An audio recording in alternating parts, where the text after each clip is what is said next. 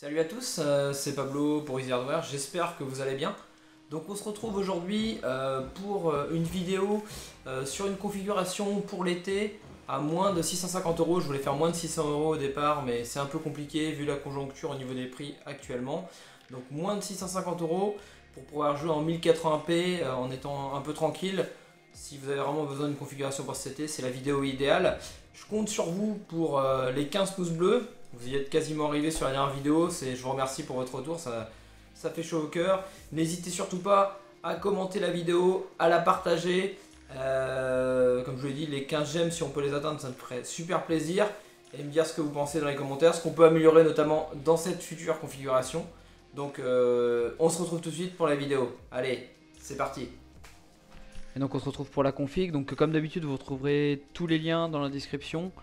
Donc ce sont des liens pour la plupart Amazon, c'est des liens affiliés. Et comme d'habitude, il y a une petite partie qui m'est reversée. C'est pas plus cher pour vous, mais il y a une petite partie qui m'est reversée. Si jamais vous retrouvez les composants moins chers ailleurs, n'hésitez pas. Donc j'ai eu beaucoup de mal pour certains composants parce que là il y a pas mal de ruptures. L'effet du confinement est encore là. Donc au niveau du processeur, je voulais prendre un 1600AF qui aurait été un petit peu moins cher, mais il est plus du tout disponible sur internet. Donc là je voulais une configuration que vous pourriez monter directement. Donc là vous avez donc le Ryzen 3 le Ryzen 3100 qui est vraiment bien. 4 coeurs 8 threads, il a une haute fréquence, surtout ça qu'on cherche là parce que ça va vraiment être principalement du jeu en 1080p, donc à 120 euros. Donc là on est vraiment bien au niveau du processeur. Ensuite pour aller avec l'incontournable, hein, la Gigabyte GA B450M. Donc c'est M pourquoi? Parce que c'est une configuration, une carte mini ITX. Un peu plus petite qu'une Full ATX. C'est une des moins chères en B450, mais elle a tout ce qu'il faut. Et puis elle est plutôt pas mal au niveau du look, hein, tout en noir comme ça. Donc à ce prix là, hein, 73,90 €, faut pas hésiter pour une petite configuration en dessous de 650 euros. Ça va vraiment être la carte mère qu'il va falloir favoriser. Donc là vous avez donc le duo carte mère plus processeur qui est là. Ensuite pour aller avec, je vous ai pris donc un SSD, juste un SSD de 500 Go. Vous avez je pense moyen de trouver une dizaine d'euros moins cher, mais là je sais sur quoi je m'engage. C'est mon SSD, le BX500 crucial, hein, qui est très connu et qui est très bien au niveau du stockage. Après vous pouvez opter aussi pour un combo, un SSD plus petit de 128 Go et un disque dur mécanique d'1 Tera. Ça vous reviendra à peu près au même prix. Donc là moi j'ai privilégié cette solution parce que tout simplement il fallait faire un choix. Et qu'en plus je trouve que la disque mécanique ça ralentit pas mal les configurations. Donc voilà, vous pouvez faire ça, ou alors prendre admettons un BX en 128 et un disque dur mécanique en 1 Tera si vous voulez un petit peu plus de stockage. Après cette configuration est évolutive, donc faut pas hésiter à prendre cette configuration en base, surtout pour tout ce qui est carte mère, processeur et RAM, et éventuellement changer de carte graphique et rajouter du stockage, faut pas hésiter du tout. Donc ensuite je voulais vous parler de la RAM. Donc la RAM, je vous ai pris la classique, hein, parce qu'après vous pouvez donc une Corsair Vengeance 3200 MHz casse 16. Après vous pouvez économiser une petite dizaine d'euros, une petite quinzaine d'euros. Je pense qu'il y a moyen de trouver de la RAM un peu moins chère, mais je la trouve, ça vaut pas le coup. Je pense c'est vraiment un kit de RAM qui est connu et reconnu, qui est vraiment bien, Après vous pouvez le prendre un peu moins rapide. Vous pouvez le prendre en 2400 MHz par exemple, mais vous voyez là il est plus cher, donc c'est pour ça que je l'ai pris en 3200 à moins de 80 euros. C'est vraiment intéressant. C'est vraiment un kit qui est reconnu. Le Corsair qui est une marque vraiment intéressante au niveau de la RAM, donc faut pas hésiter à ce niveau là. Alors ensuite là au niveau de la carte graphique, j'ai opté pour une RX 590.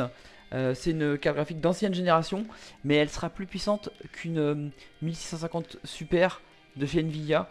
Et franchement, là, au vu du marché des cartes graphiques, c'est la meilleure carte performance-prix que vous pourrez avoir. Après, là, on va surtout jouer en 1080p, donc ce sera parfait, enfin ce sera assez pour jouer en 1080p à moins de 200 euros. En plus, c'est un modèle qui est assez reconnu. J'ai regardé, hein, les critiques bien refroidies.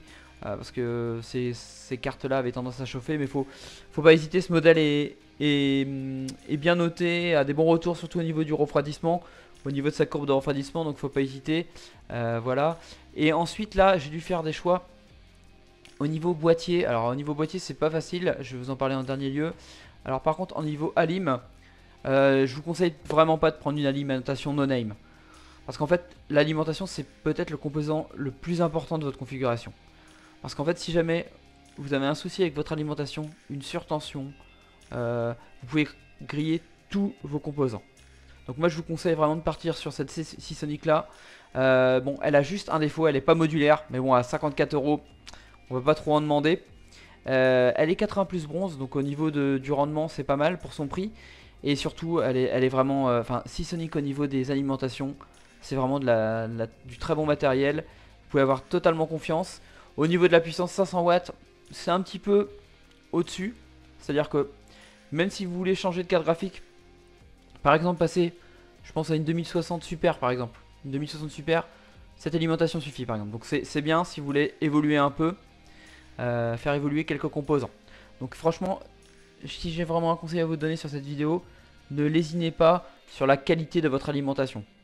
Même pour une configuration à moins de 650 €. Donc, et ensuite le boîtier. Donc le boîtier, c'est une question de choix. Donc j'ai essayé de rester dans le budget. Donc un boîtier à moins de 50 €. Bitfinex Nova. Je ne l'ai pas eu en main, mais pareil, j'ai eu pas mal de reviews. Il a vraiment... C'est un petit boîtier moyenne tour. Hein, c'est assez... On a une petite configuration qui prend pas beaucoup de place. Bah, son seul défaut, je dirais, c'est qu'il est fait de plastique en fait. C'est juste ça. Il est plastique. Vous voyez, ça donne ça quand vous avez tout installé. Mais c'est un peu normal. À ce prix-là, vous pouvez pas espérer beaucoup mieux. C'est pareil, ne prenez pas, je vous conseille, ne prenez surtout pas un boîtier de no-name à 30 €. C'est inutile.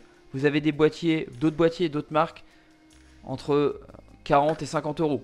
Vous allez gagner 10 €, mais vous allez vous embêter au montage et le flux d'air sera vraiment très mauvais. Donc gardez bien un boîtier de marque. Donc voilà. Donc là, le total de la configuration là, que je vous ai présenté, j'ai essayé au départ, pour être honnête avec vous, j'ai essayé d'aller en dessous de 600 €. Là on arrive à 636 € et 35 centimes. Donc ce que vous pouvez éventuellement faire pour baisser un peu le tarif, c'est essayer de trouver un kit de RAM un peu moins rapide, un peu moins cher. Je pense que vous pouvez le trouver à 50 €, vous pouvez gagner une vingtaine d'euros. Donc on sera pas très loin des 600 €. Donc n'hésitez pas, hein, si vous voulez faire cette config pour jouer cet été à Fortnite ou CSGO ou tous les jeux du moment en 1080p qualité moyenne, ça tournera sans souci. Cette configuration en plus est évolutive. Si vous souhaitez l'améliorer, il faudra en premier lieu, si vous faites du gaming, hein, c'est surtout pour du gaming, vous faites améliorer la carte graphique. Vous pouvez partir, admettons, sur une 2060.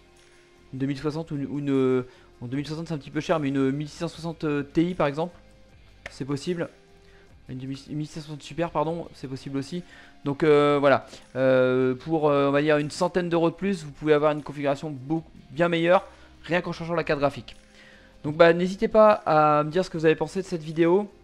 Puis comme je vous l'ai dit, hein, n'oubliez pas le like et à vous abonner, parce que vous êtes très nombreux à regarder les vidéos et ne pas être abonnés. Donc ça me ferait plaisir si vous vous abonniez. Et je vous dis à la prochaine.